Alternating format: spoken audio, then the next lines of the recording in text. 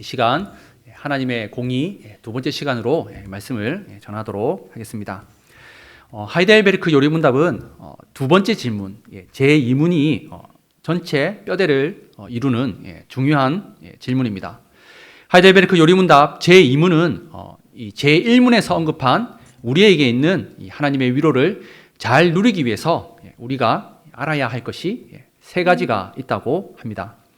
첫 번째는 나의 죄와 비참함이 얼마나 큰가를 알아야 합니다. 두 번째는 나의 모든 죄와 이 비참함으로부터 어떻게 구원을 받는가를 알아야 한다고 합니다. 그런데 이것은 또 다른 것이 아니라 사도신경의 신앙 고백이라고 보시면 됩니다. 그리고 세 번째는 그러한 구원을 주신 하나님께 우리가 어떻게 감사를 드려야 하는가를 알아야 된다고 하는데, 이것은 또한 다른 것이 아니라 우리가 늘 배우는 이 십계명과 또 주기도문이라고 보시면 됩니다. 이 세 가지를 잘 알 때 하나님의 위로를 우리는 잘 누릴 수 있다고 합니다. 그리고 이 하이델베르크 요리문답은 이 세 가지 질문을 풀어서 이 52주 동안 배울 수 있도록 구성되어 있습니다. 지난 시간까지 제1부 우리의 죄와 비참함이 얼마나 큰가에 대해서 배웠습니다. 우리는 하나님을 사랑하고 이웃을 사랑하라는 이 하나님의 율법을 통해서 우리의 죄와 비참함을 안다고 했습니다. 그리고 창조 때를 살펴보니 하나님의 형상으로 우리를 존귀하게 지었음을 바라보게 되고, 또한 사탄의 유혹과 이 하나님처럼 되고자 하는 욕망으로 하나님 말씀에 불순종한 사건도 살펴보았습니다. 그래서 우리의 이 죄와 비참함을 창조주 하나님께 핑계할 수 없었습니다. 또한 지난 시간은 이 구약의 이스라엘 백성들이 이 하나님과 시내산 언약을 체결하는 모습을 통해서 이 언약을 깨트리는 행위, 하나님의 율법을 지키지 못하는 모든 행위가 이 하나님의 공의에 반하는 것이며, 그리고 이 언약의 피라는 단어를 살펴봤는데, 즉 생명을 내어 놓아야 하는 이 형벌이 있음을 또한 살펴봤습니다. 그래서 제1부 우리의 죄와 비참함이 얼마나 큰가는 이렇게 답하면서 마무리했습니다. 한번 제가 읽어드리도록 하겠습니다. 죄는 지극히 높으신 하나님의 어미를 거슬러 짓는 것이므로 하나님의 공의는 이 죄에 대해 최고의 형벌, 곧 몸과 영혼에 영원한 형벌을 내릴 것을 요구합니다. 이처럼 모든 사람이 원죄와 자범죄로 인해 그 누구도 예외 없이 하나님의 진노 아래에 있고, 또한 우리는 영원한 형벌을 피할 수 없는 그 위치에 놓이게 되었습니다. 기준점이 하나님의 공의 앞에 모든 사람이 예외 없이 하나님의 진노 아래에 놓여 있다는 것입니다. 혹시 진노하시는 하나님의 손에 붙들린 죄인이라는 이 조나단 에드워즈의 설교 책을 보신 적이 있습니까?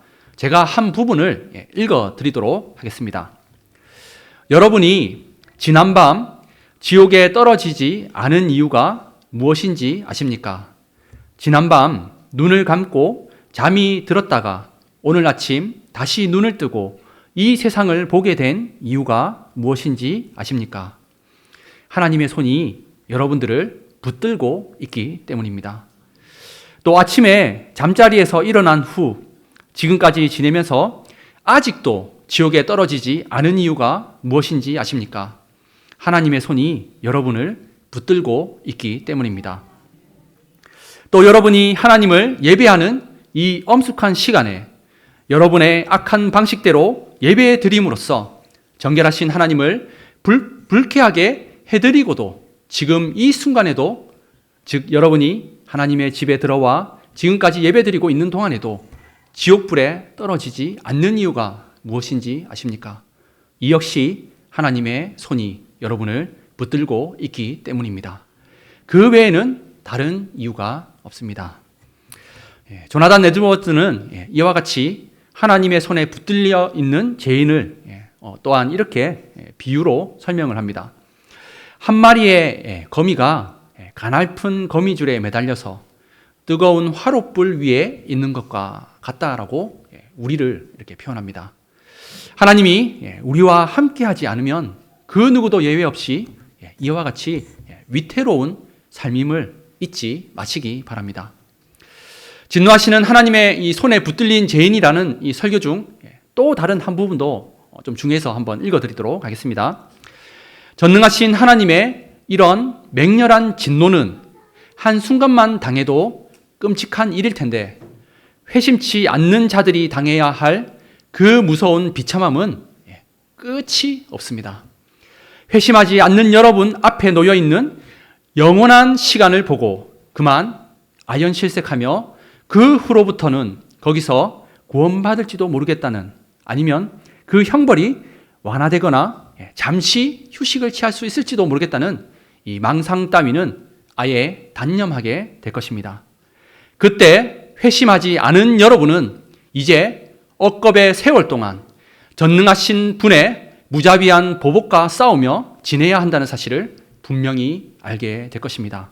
그리고 이처럼 오랜 세월 동안 싸우며 지난 후에도 남은 것은 오직 하나, 즉 회심하지 않은 여러분이 당하고 있는 그 형벌과 고통은 정말 무한하다는 사실을 깨닫게 되는 것뿐입니다. 지옥에 대해서 정말 바른 진리를 전해주는 설교입니다. 이처럼 하나님과의 관계가 깨어진 상태로 회심하지도 않고 이 세상을 살아가고 있는 상태가 얼마나 위태롭고 무서운 상황인지 느껴지십니까? 그리고 그로 인한 형벌이, 지옥이 영원히 계속된다는 것, 즉 지옥이 얼마나 크고 무서운 벌인지를 잘 설명한 설교입니다. 그런데 사람이라면 누구나, 예외 없이 누구나 우리가 이와 같은 처지에 놓여 있다는 것이 하나님의 말씀입니다. 그래서 이 오늘부터 새롭게 배울 제2부 우리의 구속에 관하여는 앞선 문답을 계속 이어받아 질문을 합니다. 그럼 먼저 오늘 배울 이 하이델베르크 요리 문답을 화면을 보시고 한번 오늘은 12문답에서 15문답까지 한번 함께 읽어보도록 하겠습니다. 제가 문을 읽으면 우리 성도님들은 답을 읽어주시면 좋겠습니다. 제 12문입니다. 하나님의 의로운 심판에 의해 우리는 이 세상에서 그리고 영원한 형벌을 받아 마땅한데 어떻게 이 형벌을 피하고 다시 하나님의 은혜를 입을 수 있겠습니까?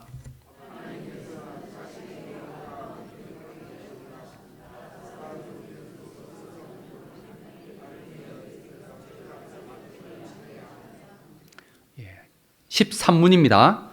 우리가 스스로 하나님의 의를 만족시킬 수 있습니까?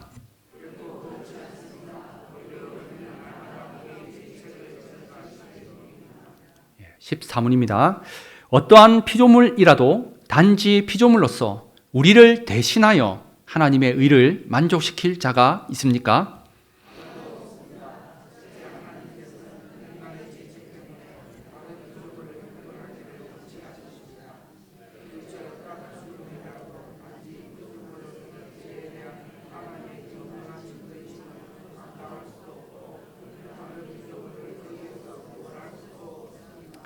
마지막 15분입니다. 그렇다면 우리는 어떠한 중보자와 구원자를 찾아야 합니까?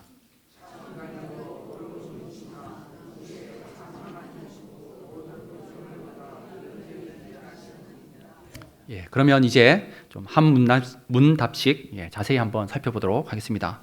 오늘부터 새롭게 배울 제2부 우리의 구속에 관하여는 앞선 문답을 이어받아 이렇게 질문합니다. 하이델베르크 요리문답 제12문 한번 보여주십시오. 제12문 하나님의 의로운 심판에 의해 우리는 이 세상에서 그리고 영원히 형벌을 받아 마땅한데, 하나님의 의로운 심판 앞에 영원한 형벌을 받아 마땅하다고 합니다. 이처럼 오늘부터 우리의 구원을 다루지만 계속해서 이 죄의 문제를 연결해서 말한다는 사실을 잊지 마시기 바랍니다. 만약에 이 복음, 이 구원의 진리를 다루면서 죄의 문제를 이야기하지 않습니까? 그것은 온전한 복음이 아닙니다. 복음은 우리의 죄된 상태를 반드시 사실 그대로 다루면서 거기서부터 우리가 어떻게 구원받는지를 알려주는 진리입니다. 그리고 우리의 죄된 상태를 알아야지 하나님의 그 구원이 얼마나 은혜롭고 값진지를 또한 알 수가 있습니다. 계속해서 12문입니다. 12문은 두 가지를 묻습니다. 영원한 형벌을 받아 마땅한데 첫 번째, 어떻게 이 형벌을 피하고 형벌을 어떻게 피할 수 있는지, 그리고 두 번째, 다시 하나님의 은혜를 입을 수 있겠습니까? 라고 이렇게 두 가지를 묻습니다. 첫 번째 질문은 소극적인 질문입니다. 어떻게 하나님의 형벌을 피할 수 있는지를 묻는 것이고, 두 번째 질문은 적극적인 질문으로서 어떻게 하나님의 은혜를 다시 입을 수 있는지를 묻는 것입니다. 여기 두 번째 질문에서 다시가 중요합니다. 하나님의 형벌을 면하고 하나님과 다시 화목할 수 있기 때문에 이렇게 또한 묻는 것입니다. 그리고 여기서 유의할 점은 두 가지 모두 우리에게 필요하다는 것입니다. 그러니까 첫 번째만 있고 두 번째는 필요 없다. 첫 번째는 또 필요 없고 두 번째만 필요하다. 이것이 아닙니다. 두 가지 다 모두 우리에게 필요합니다. 하나님의 형벌을 피하고 하나님과 화목된 관계를 가지는 것, 이 두 가지 모두가 우리에게 필요합니다. 만약 하나님의 형벌은 피했지만 하나님과 화목하지 않은 상태에 있다면 어떨 것 같습니까? 잘못된 것입니다.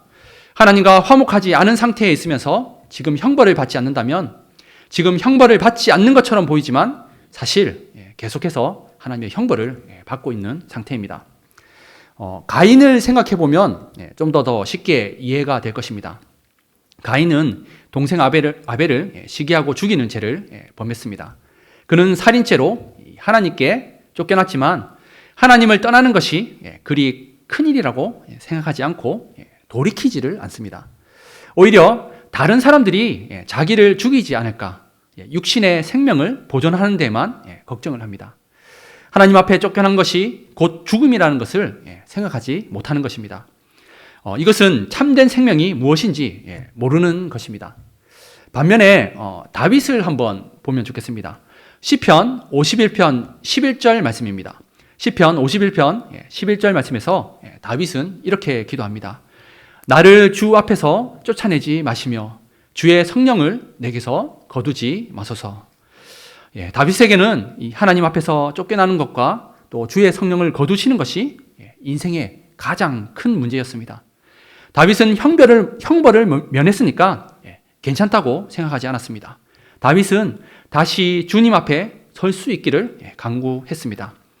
이처럼 소극적으로 형벌을 면하는 것뿐만이 아니라 우리는 적극적으로 하나님과 다시 교제의 관계에 들어가는 이 은혜를 받는 데까지 나아가야 합니다.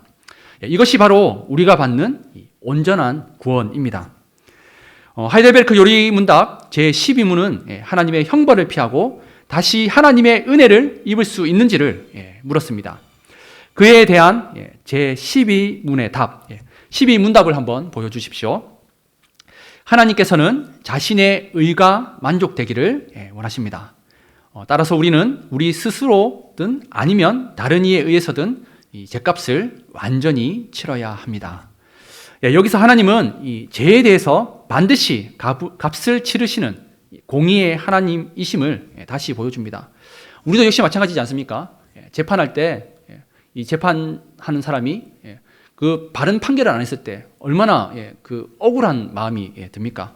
그거랑 마찬가지로 하나님은 그렇지 않습니다. 공의의 하나님이시기 때문에 반드시 그에 대한 값을 치르도록 하십니다. 한편으로 거룩하신 하나님께서 또한 우리는 이 말씀을 통해서 죄를 얼마나 가슴 아파하고 싫어하는지도 보여줍니다. 이어지는 하이델베르크 요리문답 제13문입니다. 13문을 한번 보여주십시오.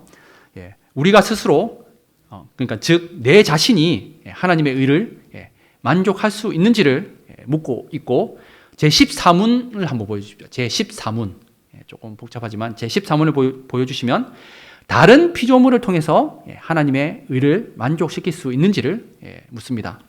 그러니까 이 죄에 대해서 반드시 죄값을 치르는 것이 하나님의 공의인데 이 제13문의 이 질문은 내 자신이 그러면 그 죄값을 치르고 또 하나님과의 관계가 회복될 수 있는지를 묻는 것이고 제14문은 다른 어떤 피조물, 다른 피조물을 통해서 이 죄값을 치르고 다시 하나님과의 관계가 회복될 수 있는지를 묻는 것입니다. 그러니까 이 13문과 14문은 필사적으로 이 하나님의 형벌을 피하려는 이 사람의 모습을 두 가지 질문으로 나타낸 것으로 보면 됩니다. 먼저 좀 더 구체적으로 제13문을 다시 한번 보여주시면 사람이 스스로 하나님의 의를 만족시킬 수 있는지를 묻습니다. 내 자신을 생각하면 됩니다. 제가 있는데 나의 무엇으로 이 죗값을 치르고 다시 나갈 수 있는지를 생각하시면 됩니다. 그리고 이에 대한 답 13문답을 한번 보여주시면 어떻게 대답합니까?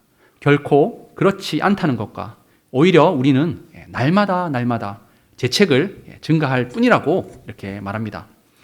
사람은 하나님의 형벌을 피하기 위해 내가 무엇을 하면 되는지를 묻는데 내가 나의 죄를 위해 무슨 선한 일을 하면 되지 않을까라고 생각하는데 그런데 답은 무엇이라고 합니까?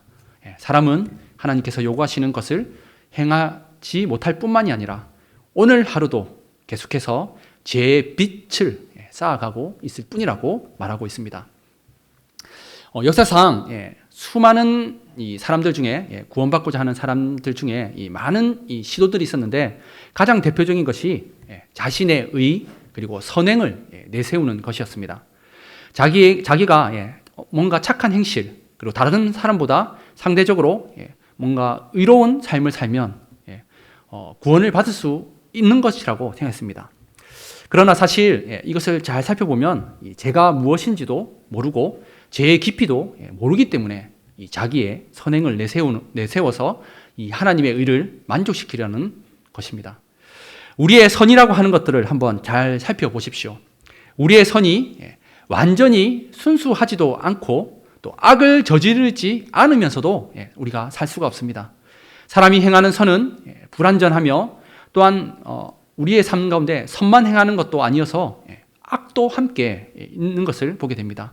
자신의 선한 행위로 구원하려는 모든 시도는 이 경제적으로 비유하자면 흑자가 아니라 적자로서 하나님의 공의 앞에 파산 신고를 할 수밖에 없습니다. 그래서 내가 나의 죄를 위하여 무언가를 할 수 있는가라는 이 질문은 어떻습니까? 아무것도 할 수 없다라고 이 대답으로 끝나게 됩니다. 이처럼 내가 나의 값을 치를 수 없다는 것을 알게 된 사람은 그 다음 질문으로 넘어갑니다. 제 14문을 한번 보여주십시오. 바로 이 다른 피조물이 나의 죄에 대해 하나님의 근데 중요한 것은 영원한 형벌을 받을 수 있는지에 대한 질문입니다. 나를 대신해서 다른 동물이나 다른 생물이 나의 죄를 대신 지게 할 수는 없는지를 묻는 것입니다. 하지만 역시 대답은 단호합니다. 14문답을 한번 보여주십시오. 두 가지 관점에서 이 답을 해주고 있습니다. 첫 번째는 하나님의 관점입니다. 하나님께서 이 사람의 죄 때문에 다른 피조물에게 형벌하기를 원치 않으신다고 말하고 있습니다. 하나님은 사람과 언약을 맺으셨습니다. 그리고 사람에게 그 책임을 물으시는 것입니다. 이처럼 이 사람의 독특하고 이 특별한 지위를 다른 피조물에게 아무렇게나 함부로 주는 것과 같은 이 죄의 책임을 하나님은 다른 피조물에게 대신 질 수 없게 하셨습니다. 나중에 보게 되겠지만 중보자로 오신 예수님이 여기서 왜 참 하나님으로 오셔야 하는지가 여기서 알 수 있는 대목입니다. 사람의 죄는 하나님과 언약을 맺은 사람만이 온전히 감당해야 하는 것입니다. 두 번째로 피조물의 관점입니다. 피조물은 하나님의 진노를 감당할 수가 없습니다. 하나님의 형벌은 어떤 형벌입니까? 영원한 형벌입니다. 그런데 피조물은 영원하지도 않습니다. 피조물은 하나님의 한 번의 이 형벌을 한 번의 생명으로 받으면 그것으로 끝입니다. 우리의 계속되는 죄, 하나님의 영원한 형벌을 영원하지 않은 이 피조물은 계속 감당할 수 있는 존재가 되지 못합니다. 여기서 우리는 이 구약의 제사에 사용된 이 동물이 예수님의 이 대속을 상징적으로 나타낼 뿐이지 하나님의 형벌을 영원히 짊어질 수 없다는 것을 보게 됩니다. 그러면 오늘 본문 이 레위기 말씀을 통해서 구약에서 동물 제사가 임시적으로 그러니까 그때 필요에 따라 어떻게 죄의 문제를 해결하고 거룩하신 하나님께 나아갈 수 있었는지를 한번 살펴보도록 하겠습니다. 레위기 말씀을 한번 보십시오. 이 레위기의 처음 시작 부분인 오늘 본문은 동물 제사 내용입니다. 하나님은 이스라엘 백성을 애굽의 10가지 재앙과 홍해 바다를 건너게 함으로 먼저 구원하시고, 그리고 시내 산에서 이제 하나님의 백성으로 부르시면서 사명을 주십니다. 그리고 또한 거룩하신 하나님과 함께 교제하며 살 수 있는 이 방법을 주시는데, 그것이 바로 임시적이지만 일시적이지만 동물 제사입니다. 동물 제사를 어떻게 드려졌는지를 살펴봄으로써 이스라엘 백성들이 거룩하신 하나님께 어떻게 나아갈 수 있는지를 이 하이델베르크 14문답과 연관해서 한번 살펴보도록 하겠습니다. 먼저 이 레위기 1장 1절 말씀을 한번 보십시오. 레위기 1장 1절 말씀을 보시면 여호와께서 회막에서 모세를 부르시고 그에게 말씀하여 이르시되라고 합니다. 여기서 회막은 모일 회자라고 보시면 됩니다. 모임의 텐트, 그리고 만남의 텐트라고 이렇게 얘기합니다. 이 같은 말로 성막, 장막이라고도 부르는 이 거룩한 장소로서 이것을 모두 통틀어서 성소라고 합니다. 다른 단어이지만 같은 말입니다. 구약의 이 성막 제도는 무엇보다도 이 거룩하신 하나님께서 이스라엘과 함께 하신다는 임재의 상징이라는 것을 잘 기억하시면 좋겠습니다. 그러니까 성막하면 하나님께서 이스라엘 백성과 함께 하시는 임재의 상징이구나라고 이렇게 생각하시면 됩니다. 가나안 땅에 들어가기 전이니까 광야를 이동해야 하니까 이동할 수 있는 거룩한 텐트, 성막에서 하나님은 이스라엘 백성 가운데 임재해 계시는 것입니다. 후에 이스라엘 민족이 하나님께서 약속하신 가나안 땅에 들어갔을 때는 이 건물로 된 무엇을 짓습니까? 성전을 짓습니다. 솔로몬 성전 때를 보면 하나님께서 이스라엘 백성들과 함께 하심을, 임재하심을 이렇게 나타내 보여주시기도 합니다. 레위기 이제 1장 2절 말씀을 보시면 2절 말씀에서 이스라엘 자손에게 말하여 너희 중에 누구든지 여호와께 예물을 드리려거든 소나 양으로 예물을 드리라고 이렇게 말씀을 합니다. 구원받은 이스라엘 백성들이 임시적이지만 거룩하신 하나님을 만나고 교제하는 방법을 이제 하나님께서 알려주시는 것입니다. 3절에서는 그 예물이 소의 번제이면 흠이 없는 수컷으로 하나님 앞에 기쁘시게 받으시도록 드릴 것을 말씀합니다. 여기서 이 번제는 이 예물 전체를 불살라서 드리는, 하나님께 드리는 제사라고 보시면 됩니다. 그러니까 거룩하신 하나님을 이제 구약의 이스라엘 백성들이 만나기 위해서는 동물 제사를 드려야 되는데, 지금 오늘 본문에서는 소를 드리는데 이 소를 불에 다 태워서 드리는 번제로 드려야지만 거룩하신 하나님을 만날 수 있다는 것을 말해주고 있습니다. 이제 4절부터 좀 주목해서 한번 보시면 좋겠습니다. 4절 말씀부터 주목해서 보시면 좋겠습니다. 4절 말씀입니다. 주어를 한번 보십시오. 그는 번제물의 머리에 안수할지니 그를 위하여 기쁘게 받으심이 되어 그를 위하여 속죄가 될 것이라. 여기서 주어는 그입니다. 그는 누구입니까? 번제물 소를 가지고 온 자입니다. 그 자가 지금 이 번제물 머리에 안수를 했는데 이것이 죄를 사하는 속죄가 된다고 말씀하고 있습니다. 여기서 이 안수한다는 것은 나의 죄를 전가하는 행위라고 보시면 됩니다. 계속해서 5절 말씀에서 주어 그가 계속 행동을 취합니다. 5절 말씀입니다. 그가 여호와 앞에서 그 수송아지를 잡을 것이요. 제사장이 수송아지를 잡는 것이 아닙니다. 번제물을 가져온 자가 자신의 죄를 안수하고 그 수송아지를 잡는다고 이렇게 말하고 있습니다. 5절 하반절 말씀에서 드디어 제사장이 이제야 나옵니다. 아론의 자손 제사장들은 그 피를 가져다가 회막문 앞 제단 사방에 뿌릴 것이며 제사장은 그 잡은 소의 피를 뿌리는 일을 하는 것을 보게 됩니다. 계속해서 또 말씀을 보면 6절에서도 이 번제물을 가져온 그가 계속 행동을 취합니다. 6절 말씀입니다. 그는 또 번제물에 가죽을 벗기고 각을 뜰 것이요. 그리고 7절과 9절 말씀에서 제사장의 임무인데 제단 위에 불을 붙이며 나무를 벌여놓는 일, 그 나무에 제물을 벌여놓는 일을 제사장이 합니다. 또 내장과 정강이를 물로 씻고 그 전부를 불살라 번제를 드립니다. 그리고 이것이 9절 하반절 말씀처럼 이는 화제라, 여호와께 향기로운 냄새라고 이렇게 말하고 있습니다. 하나님께서 소의 번제를 기쁘시게 받으셨다고 이렇게 해석하시면 될 것입니다.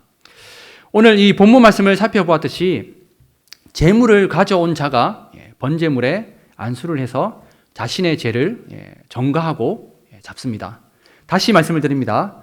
제물을 가져온 자가 제물을 죽이는 것입니다. 그리고 그가 번제물의 가죽을 벗기고 각을 뜨는 일까지 합니다. 이것은 제사를 드리면서 죄의 대가가 죽음이라는 것을 계속 교육하는 것입니다. 한번 생각해 보십시오. 이 제사를 드린다고 생각해 보시면 좋겠습니다. 동물의 절규하는 듯한 울음소리가 사방에 들립니다. 그리고 여기저기 동물이 죽으니까 피가 뿌려져 있을 것입니다. 그리고 아마도 이 제물을 잡다가 내한테도 피가 튀기기도 했을 것입니다. 또한 불에 올려진 이 제물에 타는 냄새, 그러니까 이 사람의 오감을 통해서 죄는 죽음이라는 것을 끊임없이 교육하는 것입니다. 제가 예전에 영상을 보다가 오늘날 이게 유대 이렇게 학교에 보면 이 동물 제사, 구약의 동물 제사를 직접 그러니까 실행해보는, 실습해보는 그런 수업이 있다고 합니다. 그래서 그분이 한국 분인데 똑같이 이 동물 제사를 드리려고 하는데 정말 이 동물 죽이는 것이 정말 쉽지가 않답니다. 그래서 오늘 말씀을 본 것처럼 제사장이 아닙니다. 내가 죄를 지으면 거룩하신 하나님을 만나기 위해서 이 동물을 잘 키워서 예루살렘까지 데리고 와서 동물을 잡는데 정말 죽이기가 힘든답니다. 그리고 그 죽이면 어떻게 합니까? 가죽도 다 바뀌어야 되고 또 각을 떠야 된다는데 그분의 말씀에 의하면 이 각이라는 것이 이 손가락 마디도 다 각이라고 합니다. 그러니까 이 동물의 이 각들을 하나하나씩 누가요? 제사장이 아니라 자기 자신이 떠야 됩니다. 근데 그것을 통해서 죄는 죽음이라는 것을 계속 깨닫고 실행하게 되는 것입니다. 한 가지만 더 말씀을 드린다면 사실 이 동물 제사는 이것 하나만 빼면 도축하는 것과 별 다를 것이 없습니다. 그러니까 우리가 고기를 먹기 위해서 이 소나 닭을 잡는 과정과 별 다를 것이 없는데 무엇이 다른 특징이 한 가지가 무엇입니까? 바로 동물 제사는 죄를 전가하는 안수가 큰 차이점입니다. 그리고 안수 뒤에 어떻게 합니까? 동물을 잡아 죽이고 그리고 또 쪼개며 불에 태워지는 모든 이 절차 과정을 가지는데 이것은 다른 것이 아니라 우리의 죄가 죽고 쪼개지며 불에 태워져 없어진다는 것입니다. 그래서 하나님께서 9절 하반절 말씀처럼 향기로운 냄새로 받으시면서 기뻐 받으신다고 이렇게 말씀하시는 것입니다. 그리고 이렇게 제사를 드린 사람은 이제 거룩하신 하나님을 만나고 교제할 수 있었던 것입니다. 이것이 구약의 동물 제사를 통해 임시적이지만 거룩하신 하나님 앞에 나아가는 방법이었습니다. 그리고 이 제사는 구약 시대에 죄가 있다면, 조그만 죄라도 있다면 수시로 계속적으로 드려져야 했습니다. 예수님께서 오시기 전까지 또 오실 메시아를 바라보면서 이렇게 거룩하신 하나님 앞에 나아갔습니다. 오늘 말씀의 결론입니다. 하이델베르크 요리문답 제14문답은 어떠한 피조물도 하나님의 의를 만족시킬 것이 없다고 했습니다. 앞서 살펴본 레위기 구약의 제사도 임시적으로 계속 반복해서 제물을 드림으로써 거룩하신 하나님 앞에 죄는 죽음이구나라는 것을 깨달으면서 죄의 문제를 잠시 해결하고 나갔습니다. 그래서 끝으로 하이델베르크 15문을 한번 보여주십시오. 하이델베르크 제15문 이렇게 묻습니다. 그렇다면 우리는 어떠한 중보자와 구원자를 찾아야 합니까? 그리고 그에 대한 15문답을 한번 보여주십시오. 15문답은 이렇게 답을 합니다. 참 인간이고 의로운 분이시나 동시에 참 하나님이고 모든 피조물보다 능력이 뛰어나신 분입니다. 여기서 핵심은 참 인간이면서 동시에 참 하나님이어야 한다는 것입니다. 왜냐하면 하나님께서 사람과 언약을 맺으셨고 그 사람에게 책임을 물으시기 때문에 우리의 중보자는 참 사람이어야 합니다.